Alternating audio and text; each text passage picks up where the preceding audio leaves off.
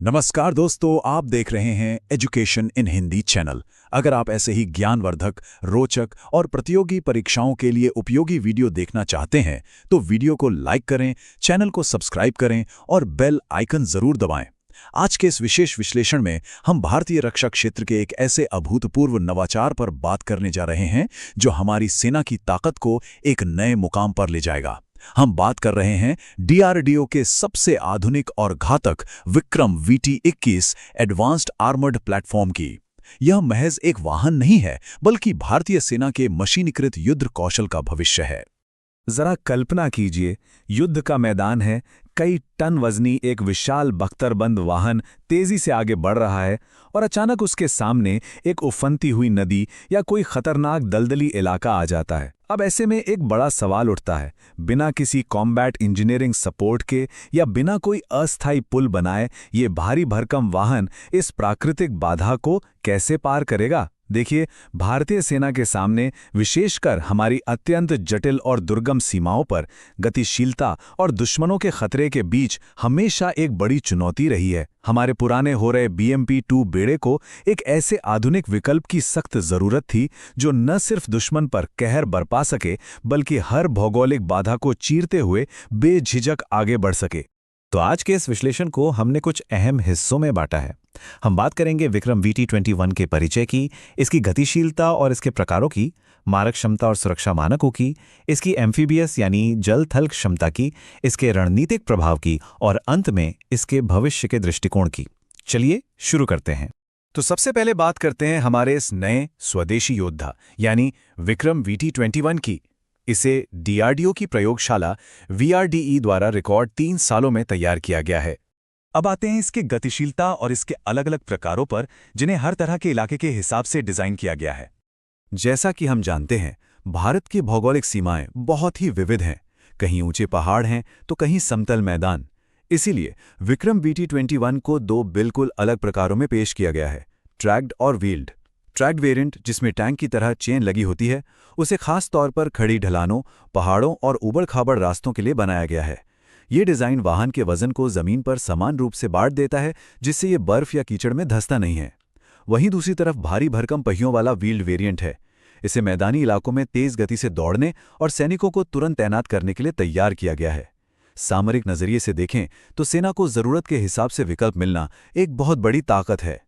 आगे बढ़ते हैं इसके सबसे अहम पहलू की तरफ, मारक क्षमता और सुरक्षा यानी घातक प्रहार के साथ सैनिकों का अधिकतम बचाव। युद्ध के मैदान में किसी भी इन्फेंट्री कॉम्बैट व्हीकल का सबसे मुख्य उद्देश्य होता है अंदर बैठे सैनिकों को पूरी तरह सुरक्षित रखना और दुश्मन पर अचूक वार करना। और इस मामले में ये वाहन सच में एक चलता फिरता किला है। इसमें 30 मिलीमीटर की क्रूलेस टरेट यानी मानव रहित तोप लगी है। इसके साथ ही 7.62 मिलीमीटर की कोएक्शियल गन और नाग मार्क 2 जैसी एंटी टैंक गाइडेड मिसाइल दागने की क्षमता भी इसमें मौजूद है। यहाँ क्रूलेस टरेट तकनीक को समझना बहुत जरूरी है। इसका सीधा सा मतलब है कि तोप चलाने वाले सैनिक को ऊपर खतरे में बैठने की बिल्कुल जरूरत नहीं है। वो बख्तरबंद ढांचे के अंदर एकदम सुरक्षित बैठकर रिमोट कंट्रोल के जरिए फायरिंग कर सकता है। यानी उच्च खतरे वाले ऑपरेशंस में हमारे सैनिकों की जान का जोखिम लगभग खत्म हो जाता है। और जब हम सुरक्षा की बात करते हैं तो इस प्लेटफॉर्म को स्टैनैग लेवल 4 और 5 का प्रोटेक्शन दिया गया है। रक्षा क्षेत्र की तैयारी करने वाले छात्र जानते होंगे कि स्टैनैग एक नाटो मानक है। आसान भाषा में कहें तो लेवल 4 और 5 का मतलब है कि यह वाहन न केवल कवच भेदने वाली भारी गोलियों का सामना कर सकता है, बल्कि अगर इसके नीचे कोई शक्तिशाली लैंड माइन या IED ब्लास्ट भी हो जाए तो भी उसे बेअसर कर देगा। इसका V आकार का हल और सिरेमिक कंपोजिट आर्मर धमाके की ऊर्जा को बाहर की तरफ धकेल देते हैं, ताकि अंदर बैठे सैनिक बिल्कुल सुरक्षित रहें। अब बारी आती है इसके सबसे खास फीचर की, इसकी एम्फीबियस यानी जल थल क्षमता। याद है, शुरुआत में हमने उफनती नदी को पार करने का एक सवाल उठाया था। ये रहा उसका सटीक जवाब। विक्रम VT-21 सिर्फ जमीन पर ही नहीं दौड़ता, बल्कि पानी में भी बेहद आसानी से तैर सकता है। ये हाइड्रोजेट प्रोपल्शन तकनीक के कारण मुमकिन हो पाया है। ये कमाल की प्रणाली पानी को तेजी से अंदर खींचती है और उसे पीछे की तरफ एक जबरदस्त दबाव के साथ छोड़ती है। इसके दम पर कई टन भारी स्टील का यह वाहन एक मोटरबोट की तरह पानी को चीरता हुआ आगे बढ़ता है। सामरिक रूप से देखें तो यह एक गेम चेंजर है। अब भारतीय सेना को कोई नदी या नाला पार करने के लिए कॉम्बैट इंजीनियर्स या पुल बनाने वाले उपकरणों का इंतजार नहीं करना पड़ेगा। ये सीधे तौर पर हमारी ऑपरेशनल स्पीड को कई गुना बढ़ा देता है। युद्ध के मैदान से बाहर निकलकर अब विक्रम VT-21 के रणनीतिक और आर्थिक प्रभाव को देखते हैं, जो आत्मनिर्भर भारत के दृष्टिकोण को असल मायने में गति दे रहा है।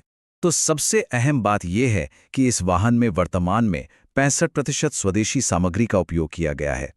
लेकिन बात यहीं खत्म नहीं होती। रक्षा मंत्रालय का एक स्पष्ट रोड मैप तैयार है, जिसके तहत इसे बहुत जल्द 90% तक स्वदेशी कर दिया जाएगा। हम सभी जानते हैं कि विदेशी रक्षा उपकरणों पर निर्भरता कम करना भारत की रणनीतिक स्वायत्ता यानी स्ट्रैटेजिक ऑटोनॉमी के लिए कितनी बड़ी जरूरत है। विक्रम VT-21 का हमारे अपने देश में निर्माण होना न सिर्फ हमारी सेना की ताकत बढ़ा रहा है, बल्कि ये देश की अर्थव्यवस्था के लिए भी एक मील का पत्थर है। और आप सोच रहे होंगे कि इतने जटिल और आधुनिक प्लेटफॉर्म को महज 3 साल में कैसे विकसित कर लिया गया। इसका जवाब है पब्लिक प्राइवेट पार्टनरशिप। DRDO ने इस उन्नत तकनीक को विकसित किया और फिर टाटा एडवांस्ड सिस्टम्स और भारत फोर्ज जैसी दिग्गज निजी कंपनियों ने इसका निर्माण किया। सबसे अच्छी बात यह है कि देश भर के कई छोटे और मध्यम उद्योग यानी MSMEs इसकी सप्लाई चेन का एक बहुत अहम हिस्सा बन चुके हैं। ये साफ तौर पर दिखाता है कि कैसे अब भारत में एक मजबूत और आत्मनिर्भर रक्षा पारिस्थितिकी तंत्र अपनी जड़ें जमा रहा है। और अब बात करते हैं भविष्य के दृष्टिकोण की। मशीनीकृत युद्ध का यह नया युग कैसा होने वाला है? देखिए, ये उन्नत वाहन भारतीय सेना के फ्यूचरिस्टिक इन्फेंट्री कॉम्बैट व्हीकल यानी FICV आधुनिकीकरण कार्यक्रम की एक मजबूत नींव है। इस विश्लेषण को अगर हम एक साथ समेटें तो इसके 4 मुख्य स्तंभ हैं। पहला, घातक मारक क्षमता, जिसमें मानव रहित तोप और एंटी टैंक मिसाइलें शामिल हैं। दूसरा, बेजोड़ गतिशीलता, चाहे पहाड़ हो, मैदान हो या नदियां। तीसरा, स्टैनिग लेवल 4 और 5 की अभेद्य सुरक्षा। और चौथा, DRDO और निजी क्षेत्र के एकीकरण से बना एक शानदार इकोसिस्टम। ये चारों स्तंभ मिलकर विक्रम VT-21 को एक अजेय सामरिक हथियार बना देते हैं। मुख्य परीक्षा की तैयारी के नजरिए से हम इस चर्चा को एक बहुत ही महत्वपूर्ण और विचारोत्तेजक सवाल के साथ समाप्त कर रहे हैं।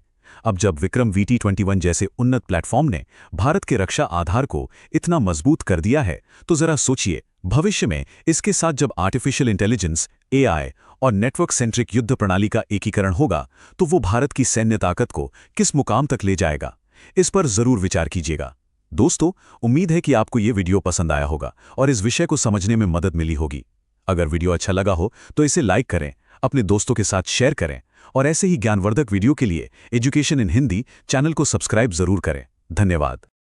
नमस्कार दोस्तों, आप देख रहे हैं एजुकेशन इन हिंदी चैनल। अगर आप ऐसे ही ज्ञानवर्धक, रोचक और प्रतियोगी परीक्षाओं के लिए उपयोगी वीडियो देखना चाहते हैं तो वीडियो को लाइक करें, चैनल को सब्सक्राइब करें और बेल आइकन जरूर दबाएं। आज के इस विशेष डॉक्यूमेंट्री विश्लेषण में हम एक ऐसी अत्याधुनिक स्वदेशी तकनीक की गहराई में उतरेंगे जो भविष्य के कंप्यूटिंग की पूरी दिशा बदलने वाली है, सिलिकॉन फोटोनिक्स। कभी सोचा है कि क्या होगा अगर हमारे कंप्यूटर और विशाल डेटा सेंटर्स में दौड़ने वाले धीमे इलेक्ट्रॉन्स को पूरी तरह हटा दिया जाए और उनकी जगह ब्रह्मांड की सबसे तेज चीज यानी प्रकाश का इस्तेमाल किया जाए? क्या रोशनी से चलने वाले कंप्यूटर हमारी मौजूदा कंप्यूटिंग की गति सीमाओं को हमेशा के लिए तोड़ सकते हैं? बिल्कुल, और यही इस दिलचस्प विश्लेषण का मुख्य विषय है। आज के इस विश्लेषण को हम 6 प्रमुख हिस्सों में बांटकर समझेंगे। पहला, इस तकनीक की ऐतिहासिक पृष्ठभूमि। दूसरा, आखिर सिलिकॉन फोटोनिक्स है क्या? तीसरा, पारंपरिक इलेक्ट्रॉनिक चिप्स के साथ इसकी तुलना। चौथा, IIT मद्रास की ऐतिहासिक उपलब्धि। पांचवा, इसके सामने आने वाली प्रमुख चुनौतियां। और अंत में भारत का तकनीकी भविष्य। तो आइए भाग 1 से शुरुआत करते हैं और समझते हैं कि इस तकनीक की ऐतिहासिक पृष्ठभूमि और आवश्यकता क्या है। आखिर ऐसी क्या नौबत आ गई कि विज्ञान को प्रकाश की ओर मुड़ना पड़ा? कहानी शुरू होती है 1947 से, जब पहले ट्रांजिस्टर का आविष्कार हुआ। फिर 60 के दशक में जब लेजर आया तो वैज्ञानिकों के दिमाग में पहली बार ये ख्याल आया कि क्यों ना इलेक्ट्रॉन्स की जगह फोटॉन्स का इस्तेमाल हो। लेकिन सही सामग्री ना मिलने के कारण 90 के दशक तक ये विचार लगभग ठंडे बस्ते में रहा। फिर 2000 के दशक में सिलिकॉन फोटोनिक्स का अचानक से पुनरुद्धार हुआ। इसका सबसे बड़ा कारण था मूर का नियम, यानी मोर्स लॉ, जो अब अपनी भौतिक सीमाओं के बिल्कुल करीब पहुंच चुका था। इस रुकावट को विज्ञान की भाषा में इलेक्ट्रिकल इंटरकनेक्ट बॉटलनेक कहा जाता है। हुआ यूं कि जैसे जैसे चिप का आकार छोटा होता गया, उसमें अरबों ट्रांजिस्टर्स को एक साथ फिट कर दिया गया। इससे तारों का घनत्व बहुत ज्यादा बढ़ गया, जिसके कारण 2 बड़ी समस्याएं पैदा हुईं। एक तो अत्यधिक गर्मी और दूसरा RC डिलेज यानी संचार सिग्नल्स पहुंचने में देरी। इसी बॉटलनेक को तोड़ने के लिए ही प्रकाश का सहारा लेना जरूरी हो गया था। अब बढ़ते हैं भाग 2 की ओर। आखिर ये सिलिकॉन फोटोनिक्स तकनीक है क्या और इसका विज्ञान कैसे काम करता है? आसान भाषा में समझें तो सिलिकॉन फोटोनिक्स एक ऐसी आधुनिक तकनीक है जो एक ही माइक्रोचिप पर प्रकाश आधारित यानी ऑप्टिकल और इलेक्ट्रॉनिक दोनों कंपोनेंट्स को मिला देती है। जहां पारंपरिक चिप्स तांबे के तारों में इलेक्ट्रॉन्स दौड़ाती हैं, वहीं ये नई तकनीक चिप के अंदर ही प्रकाश का एक हाईवे बना देती है। यानी डेटा को इलेक्ट्रॉन्स के बजाय फोटॉन्स या लेजर बीम के जरिए प्रोसेस और ट्रांसमिट किया जाता है। इस फोटोनिक चिप के अंदर मुख्य रूप से 4 चीजें एक साथ काम करती हैं। पहला है लेजर, जिसका काम है प्रकाश पैदा करना। दूसरा है वेवगाइड्स, जो चिप के अंदर इस प्रकाश को बिल्कुल किसी सड़क की तरह रास्ता दिखाते हैं। तीसरा और बहुत महत्वपूर्ण हिस्सा है मॉड्यूलेटर्स, जो इस प्रकाश तरंग के ऊपर हमारे डिजिटल डेटा को एनकोड करते हैं। और आखिरी है फोटो डिटेक्टर्स, जो अपनी मंजिल पर पहुंचने के बाद उस प्रकाश को वापस इलेक्ट्रॉनिक सिग्नल में बदल देते हैं ताकि कंप्यूटर उसे आसानी से पढ़ सके। चलिए, भाग 3 में हम इन नई फोटोनिक चिप्स की तुलना हमारी पारंपरिक इलेक्ट्रॉनिक चिप से करते हैं। जब हम दोनों की तुलना करते हैं तो असली फर्क बिल्कुल साफ नजर आता है। पारंपरिक इलेक्ट्रॉनिक चिप्स डेटा को क्रमिक रूप से यानी एक के बाद एक प्रोसेस करती हैं, जिससे बहुत ज्यादा गर्मी पैदा होती है और इलेक्ट्रोमैग्नेटिक इंटरफेरेंस यानी EMI का खतरा भी बना रहता है। इसके बिल्कुल उलट फोटोनिक चिप्स पैरेलल प्रोसेसिंग कर सकती हैं। इसका मतलब है कि प्रकाश के अलग अलग रंगों का इस्तेमाल करके एक ही रास्ते से एक साथ कई डेटा स्ट्रीम्स भेजी जा सकती हैं। इसमें न तो तार जलने का डर है और न ही चुंबकीय क्षेत्रों का कोई असर। स्पीड और ऊर्जा दक्षता में ये मीलों आगे है। अब आते हैं भाग 4 पर, जो हमारे लिए बेहद गर्व की बात है। IIT मद्रास की ऐतिहासिक स्वदेशी उपलब्धि। भारत सरकार के इलेक्ट्रॉनिक्स और IT मंत्रालय यानी MeitY के विशेष सहयोग से IIT मद्रास ने 2 बहुत ही शानदार स्वदेशी तकनीकी समाधान लॉन्च किए हैं। पहला है silicon photonics process design kit या PDK, जिसमें 50 से भी ज्यादा वेरीफाइड कंपोनेंट्स शामिल हैं। ये किट हमारे उद्योगों और स्टार्टअप्स को अपने खुद के फोटोनिक सर्किट डिजाइन करने में मदद करेगी। और दूसरा है एक अत्याधुनिक universal programmable photonic IC test engine, जो इन चिप्स की टेस्टिंग को पूरी तरह से ऑटोमेट करने वाला एक बेहतरीन प्लेटफॉर्म है। इस महत्वपूर्ण लॉन्च पर MeitY के सचिव श्री S कृष्णन जी का यह कथन बहुत ध्यान देने योग्य है। उन्होंने स्पष्ट किया कि भारत में सिलिकॉन फोटोनिक्स तेजी से वैश्विक स्तर की तकनीक के करीब पहुंच रहा है। यह इस बात का प्रमाण है कि भारत अब केवल एक बाजार नहीं, बल्कि तकनीक का रचयिता बन रहा है। यह सुविधा एक राष्ट्रीय धरोहर के रूप में काम करेगी, जिससे हमारे रक्षा संगठनों, शिक्षा संस्थानों और शोधकर्ताओं को अत्याधुनिक अनुसंधान करने का एक बहुत बड़ा अवसर मिलेगा। लेकिन नवाचार का ये रास्ता इतना आसान नहीं है। भाग 5 में हम इन्हीं प्रमुख चुनौतियों और उनके समाधान पर बात करेंगे। किसी भी क्रांतिकारी तकनीक की तरह इसे भी बड़े स्तर पर लागू करने में कई वैज्ञानिक बाधाएं हैं। सिलिकॉन प्रकाश को रास्ता तो बहुत अच्छे से दिखाता है, लेकिन इसका इनडायरेक्ट बैंड गैप इसे खुद प्रकाश पैदा करने के मामले में बहुत कमजोर बना देता है।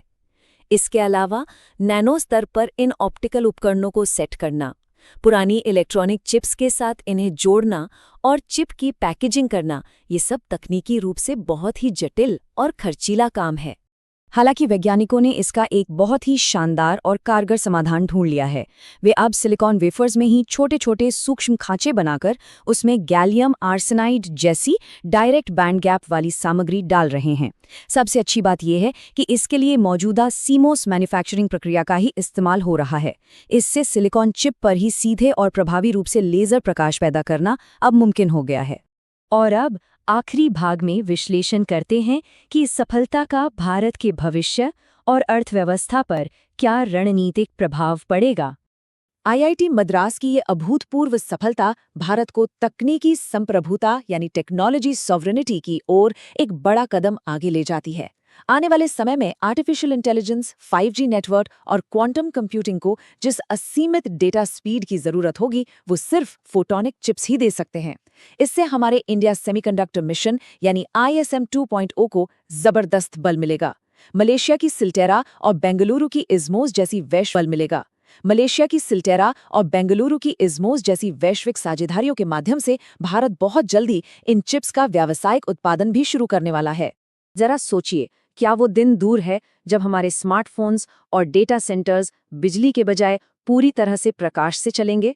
ये एक ऐसा तकनीकी युग होगा जिसकी आज हम केवल कल्पना ही कर सकते हैं। दोस्तों, उम्मीद है कि आपको ये वीडियो पसंद आया होगा और इस विषय को समझने में मदद मिली होगी। अगर वीडियो अच्छा लगा हो तो इसे लाइक करें, अपने दोस्तों के साथ शेयर करें और ऐसे ही ज्ञानवर्धक वीडियो के लिए एजुकेशन इन हिंदी चैनल को सब्सक्राइब जरूर करें। धन्यवाद। यहाँ पूरा एक इकोसिस्टम तैयार हो रहा है, जहाँ एक तरफ S-400 हमारी रक्षा करेगा, वहीं DRDO के 60 स्वदेशी घातक स्टेल्थ ड्रोन दुश्मन के इलाके में घुसकर अचूक प्रहार करेंगे। इसके साथ ही इस बहुमूल्य S-400 को छोटे ड्रोन्स के हमलों से बचाने के लिए 52 पैंसिर रक्षा प्रणालियां तैनात की जा रही हैं, जिनमें से 40 तो मेक इन इंडिया के तहत ही बनेंगी। और सबसे बड़ी बात, भारत अपनी खुद की MRO यानी मेंटेनेंस और रिपेयर फैसिलिटी भी बना रहा है, ताकि हम इस तकनीक में पूरी तरह आत्मनिर्भर हो सकें।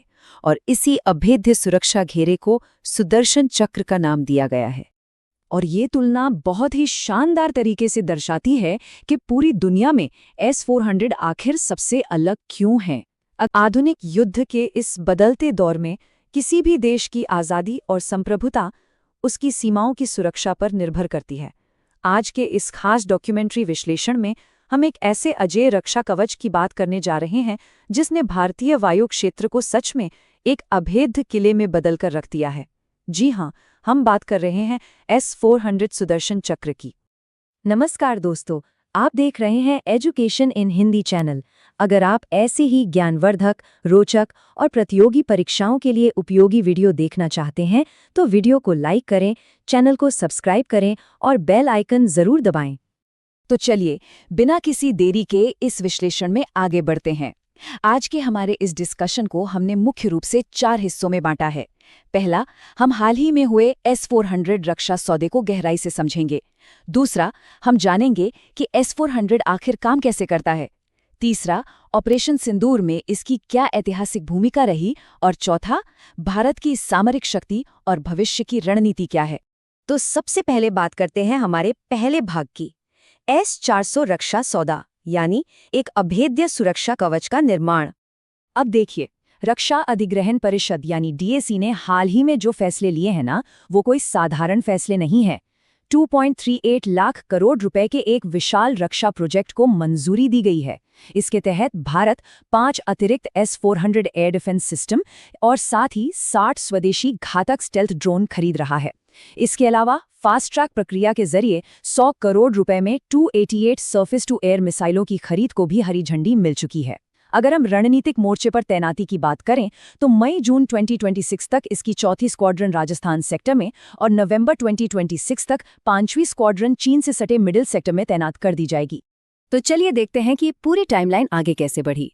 अक्टूबर 2018 में $5.43 बिलियन का पहला समझौता हुआ था, जिसमें 5 सिस्टम खरीदे जाने थे। आपको याद होगा, उस वक्त अमेरिका के काटसा कानून के तहत प्रतिबंधों की काफी धमकियां मिली थीं, लेकिन भारत ने अपनी सामरिक स्वायत्तता को बनाए रखा और किसी दबाव में नहीं आया।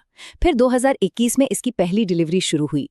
2025 में ऑपरेशन सिंदूर के दौरान इसकी बेमिसाल सफलता पूरी दुनिया ने देखी और अब 2026 में इस पूरे बेड़े को दोगुना करने का ये ऐतिहासिक फैसला लिया गया है। अब आते हैं हमारे दूसरे भाग पर, S-400 की कार्यप्रणाली। आखिर इस शक्तिशाली सिस्टम का तकनीकी आधार क्या है? आइए इसे समझते हैं। मैक 14, जरा इस नंबर पर गौर कीजिए। इसका सीधा सा मतलब है ध्वनि यानी आवाज की गति से 14 गुना ज्यादा तेज रफ्तार। ये 4.8 किलोमीटर प्रति सेकंड की अविश्वसनीय गति है। सोचिए, इस रफ्तार से S-400 की मिसाइलें आसमान में 30 किलोमीटर तक की ऊंचाई पर दुश्मन के लड़ाकू विमानों, ड्रोन्स या यहां तक कि बैलिस्टिक मिसाइलों को भी पलक झपकते ही खाक में मिला सकती हैं। अब इस जानकारी में जो सबसे दिलचस्प बात है वो ये है कि S-400 कोई एक सिंगल मिसाइल नहीं है। ये दरअसल एक मल्टी लेयर्ड यानी कई परतों वाला रक्षा ग्रिड है। इसमें खतरे की दूरी के हिसाब से 4 अलग-अलग तरह की मिसाइलें फायर की जाती हैं। बहुत लंबी दूरी यानी 400 किलोमीटर के लिए 40 N6E मिसाइल है, जो अवाक्स जैसे बड़े जहाज़ों को गिराती है। इसके बाद 250 किलोमीटर, 120 किलोमीटर और नज़दीकी खतरों के लिए 40 किलोमीटर की रेंज वाली अचूक मिसाइलें मौजूद हैं। ये सभी मिलकर आसमान में एक अभेद्य दीवार खड़ी कर देती हैं। चलिए इसे और आसान भाषा में समझते हैं। ये पूरा सिस्टम मुख्य रूप से 4 चरणों में काम करता है। पहला कदम है डिटेक्ट करना। इसका रडार 600 किलोमीटर दूर तक एक साथ 300 टारगेट्स पर नजर रख सकता है। दूसरा चरण है कमांड, जो सेकंड्स में खतरे को भांप लेता है। तीसरे चरण में यह सिस्टम खुद तय करता है कि कौन सी मिसाइल छोड़नी है और फिर मिसाइल लॉन्च कर दी जाती है। और आखिरी चरण है विनाश। आपको हैरानी होगी यह जानकर कि दुश्मन की पहचान करने से लेकर मिसाइल दागने तक का पूरा रिस्पॉन्स टाइम सिर्फ 9 से 10 सेकंड का होता है। और हाँ, ये एक साथ 36 लक्ष्यों को हवा में ही उड़ा सकता है। आगे बढ़ते हैं हमारे तीसरे भाग की तरफ, ऑपरेशन सिंदूर में S-400 की भूमिका। युद्ध के मैदान में इसका असली टेस्ट कैसा रहा, ये जानना बहुत जरूरी है। अगर हम मई 2025 में हुए घटनाक्रम के तथ्यों को देखें तो इस संघर्ष में 11 लंबी दूरी की S-400 मिसाइलों का इस्तेमाल किया गया था। इस दौरान सैन्य इतिहास का सबसे लंबा एयर किल दर्ज किया गया, जब S-400 ने 314 किलोमीटर की रिकॉर्ड दूरी पर एक साब 2000 अवॉक्स विमान को मार गिराया। इस एक घटना ने पूरे क्षेत्र के सामरिक समीकरण बदलकर रख दिए। नतीजतन पाकिस्तानी वायुसेना को अपने लड़ाकू विमान सीमा से काफी पीछे क्वेटा और पेशावर शिफ्ट करने पड़े। इसके अलावा पंजाब और गुजरात में S-400 को निशाना बनाने की जो जवाबी कोशिशें हुईं, उन्हें भी इस सिस्टम ने पूरी तरह से नाकाम कर दिया। अब हम पहुंच गए हैं अपने अंतिम खंड पर, सामरिक शक्ति और भविष्य। भारत कैसे एक अभेद्य सुदर्शन चक्र का निर्माण कर रहा है। तो यहाँ सबसे महत्वपूर्ण बिंदु ये है कि भारत सिर्फ एक मिसाइल सिस्टम के भरोसे नहीं बैठा है। अगर आप अमेरिका के पैट्रियट सिस्टम को देखें तो उसकी मारक क्षमता 160 किलोमीटर है और इजराइल का फेमस आयरन डोम मुख्य रूप से 70 किलोमीटर तक सुरक्षा देने वाला पॉइंट डिफेंस सिस्टम है। लेकिन इनके मुकाबले रूसी S-400 की 400 किलोमीटर की विशाल रेंज, इसकी एंटी स्टील्थ रडार तकनीक और एक साथ 36 टारगेट्स को उड़ाने की ताकत इसे एक ऐसा व्यापक एरिया डिफेंस सिस्टम बनाती है जिसका आज की तारीख में कोई दूसरा तकनीकी विकल्प मौजूद ही नहीं है। दोस्तों, उम्मीद है कि आपको ये वीडियो पसंद आया होगा और इस विषय को समझने में मदद मिली होगी। अगर वीडियो अच्छा लगा हो तो इसे लाइक करें, अपने दोस्तों के साथ शेयर करें और ऐसे ही ज्ञानवर्धक वीडियो के लिए एजुकेशन इन हिंदी चैनल को सब्सक्राइब जरूर करें। धन्यवाद। शायद ही मिले। जरा सोचिए, इस परिसर में रोजाना 500 से भी ज्यादा लोगों का खाना बनता है, जिसमें 250 से ज्यादा हॉस्टल के छात्र और 15 स्टाफ परिवार शामिल हैं। और सबसे हैरानी की बात क्या है, ये पूरा का पूरा भोजन सिर्फ और सिर्फ बायोगैस पर पकता है। पारंपरिक LPG गैस सिलेंडर का इस्तेमाल यहाँ पूरी तरह से खत्म हो चुका है। अगर हम इसे आर्थिक नजरिए से देखें तो इस संस्थान में 45 घन मीटर क्षमता वाले 2 बड़े बायोगैस प्लांट लगे हुए हैं। इन दोनों से रोजाना 90 घन मीटर गैस पैदा होती है। इसका सीधा मतलब है कि हर महीने लगभग 30 LPG सिलेंडरों का भारी भरकम खर्च बच रहा है। तो ये इस बात का एकदम स्पष्ट और सीधा प्रमाण है कि ये मॉडल आर्थिक रूप से पूरी तरह से सफल और व्यावहारिक है। अब मन में सवाल आ रहा होगा कि इतनी बड़ी मात्रा में गैस बनाने के लिए कच्चा माल आखिर आता कहाँ से है? तो इसका जवाब है खुद उसी ट्रस्ट की गौशाला। वहां मौजूद 222 गायों का गोबर ही इस पूरे सिस्टम का आधार है। और सिर्फ गोबर ही नहीं, बल्कि लोकल रसोई का गीला कचरा और आसपास के खेतों से निकला कृषि अवशेष भी इस प्लांट में डाला जाता है। मतलब जो चीज कल तक सिर्फ कचरा थी, वो आज एक बेहतरीन ईंधन बन चुकी है। चलिए अब बढ़ते हैं तीसरे खंड की तरफ, बायोगैस निर्माण की वैज्ञानिक प्रक्रिया। विज्ञान और तकनीक के नज़ार में डाला जाता है। मतलब जो चीज कल तक सिर्फ कचरा थी, वो आज एक बेहतरीन ईंधन बन चुकी है। चलिए अब बढ़ते हैं तीसरे खंड की तरफ, बायोगैस निर्माण की वैज्ञानिक प्रक्रिया। विज्ञान और तकनीक के नजरिए से ये समझना बहुत जरूरी है कि आखिर ये कचरा ईंधन में बदलता कैसे है। देखिए, ये पूरी तरह से एक साइक्लिक यानी चक्रीय प्रक्रिया है। सबसे पहले सारा जैविक कचरा और गोबर इकट्ठा किया जाता है। फिर उसे एक बंद चेम्बर में डाला जाता है जहां ऑक्सीजन बिल्कुल नहीं होती। इस अवस्था में इसका अवायवीय अपघटन या एनारोबिक डिकम्पोजिशन होता है। इसी से बनती है हमारी मीथेन से भरपूर बायोगैस, जो सीधा रसोई के चूल्हे तक पहुंचती है। और गैस बनने के बाद जो अपशिष्ट बच जाता है उसे स्लरी कहते हैं। ये नाइट्रोजन से भरपूर बहुत ही उच्च कोटि का जैविक उर्वरक है। इसी के बदौलत आज बिना किसी केमिकल के 100% जैविक खेती मुमकिन हो पा रही है। आइए अब देखते हैं चौथा हिस्सा, राज्यव्यापी संस्थागत बायोगैस योजना। ध्यान देने वाली बात यह है कि माणिकबा परिसर का ये जो मॉडल हमने देखा वो कोई इकलौती सफलता नहीं है। ये गुजरात सरकार की एक बहुत ही व्यापक नीति का सीधा नतीजा है। इस पूरे राज्यव्यापी अभियान को लीड कर रही है मुख्य नोडल एजेंसी गुजरात ऊर्जा विकास एजेंसी यानी GEDA। ये एजेंसी गौशालाओं, ट्रस्ट्स और शैक्षणिक परिसरों जैसी गैर लाभकारी संस्थाओं को 75% तक की भारी भरकम सब्सिडी दे रही है। और इसी जबरदस्त आर्थिक मदद की वजह से ये बदलाव जमीन पर इतनी तेजी से देखने को मिल रहा है। आंकड़ों की बात करें तो पिछले 5 सालों में इस योजना ने गजब की रफ्तार पकड़ी है। पूरे गुजरात में अब तक 193 ऐसे संस्थागत बायोगैस प्लांट सफलतापूर्वक लगाए जा चुके हैं। अगर इन सबका कुल उत्पादन मिलाएं तो ये प्लांट हर दिन करीब 14,000 घन मीटर साफ सुथरा ईंधन बना रहे हैं। ये न सिर्फ प्रदूषण को कम कर रहा है, बल्कि इन संस्थाओं को ऊर्जा के मामले में पूरी तरह से स्वतंत्र और आत्मनिर्भर भी बना रहा है। अब आते हैं हमारे 5वें और बहुत ही अहम खंड पर, बनास बायो CNG महापरियोजना। संस्थागत गैस मॉडल से एक कदम और आगे बढ़कर जब इसी कॉन्सेप्ट को बड़े औद्योगिक स्तर पर लागू किया गया तो सामने आया बनासकांठा का बायो CNG मॉडल, जहां एक संस्थागत प्लांट किसी एक स्कूल या हॉस्टल की रसोई चलाता है, वहीं बनास का ये कमर्शियल प्लांट रोजाना 1 लाख किलो यानी 100 मीट्रिक टन गोबर प्रोसेस करता है। जरा इसके स्केल की कल्पना कीजिए। और इसी महापरियोजना की अपार सफलता को देखते हुए राज्य सरकार ने अब ऐसे 10 नए विशाल प्लांट लगाने के लिए 60 करोड़ रुपए का एक विशेष बजट आवंटित कर दिया है। आइए जरा इसके अर्थशास्त्र को थोड़ा और गहराई से समझते हैं। ये प्लांट रोजाना 1800 किलो कंप्रेस्ड बायोगैस यानी CNG बनाता है, जिसे बाजार में 75 रुपए प्रति किलो के हिसाब से बेचा जाता है। इसके अलावा रोजाना 25 मीटर। नमस्कार दोस्तों, आप देख रहे हैं एजुकेशन इन हिंदी चैनल। अगर आप ऐसे ही ज्ञानवर्धक, रोचक और प्रतियोगी परीक्षाओं के लिए उपयोगी वीडियो देखना चाहते हैं तो वीडियो को लाइक करें, चैनल को सब्सक्राइब करें और बेल आइकन जरूर दबाएं। आज हम एक ऐसे विषय पर गहराई से चर्चा करने वाले हैं जो सिर्फ पर्यावरण के लिए ही नहीं बल्कि भारत की ऊर्जा आत्मनिर्भरता के लिए गेम चेंजर साबित हो रहा है। हम बात कर रहे हैं गुजरात के बायोगैस मॉडल और उसके बेहतरीन कचरा प्रबंधन की। आज के इस विश्लेषण में हम मुख्य रूप से ऊर्जा संकट और उसके समाधान, माणिकबा विनय विहार के सफल मॉडल, बायोगैस बनने की वैज्ञानिक प्रक्रिया, गुजरात की राज्यव्यापी योजना, बनास बायो CNG के महाप्रोजेक्ट और कचरे से कंचन के विजन को कवर करेंगे। सबसे पहले आते हैं हमारे पहले भाग पर, ऊर्जा संकट और समाधान।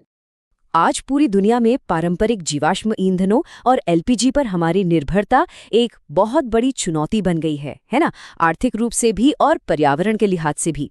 तो ऐसे में एक बड़ा सवाल उठता है, गुजरात आखिर किस तरह अपने रोजमर्रा के जैविक कचरे को करोड़ों रुपयों की ऊर्जा क्रांति में बदल रहा है?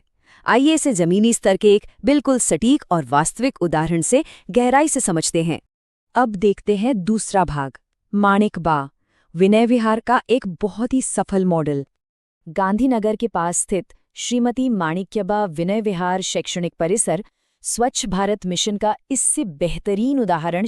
टन ठोस और 75 मीट्रिक टन तरल जैविक खाद भी बनती है। अगर हम इन तीनों उत्पादों की बिक्री को मिला लें तो एक प्लांट रोजाना 3 लाख रुपए से ज्यादा का रेवेन्यू जनरेट करता है। साल भर का हिसाब लगाएं तो ये आंकड़ा 12 करोड़ रुपए तक पहुंच जाता है ना? कमाल का बिजनेस मॉडल।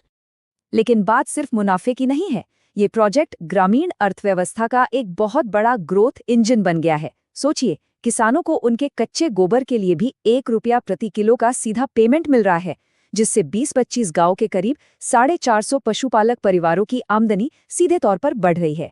कचरा लाने ले जाने के लिए 13 ट्रैक्टर ट्रॉलियां लगी हैं, जिससे लोकल रोजगार पैदा हो रहा है। और पर्यावरण का फायदा तो देखिए, ये अकेला प्लांट हर साल 6,750 टन कार्बन एमिशन कम कर रहा है, जो ग्रीन गुजरात के संकल्प को सच साबित कर रहा है।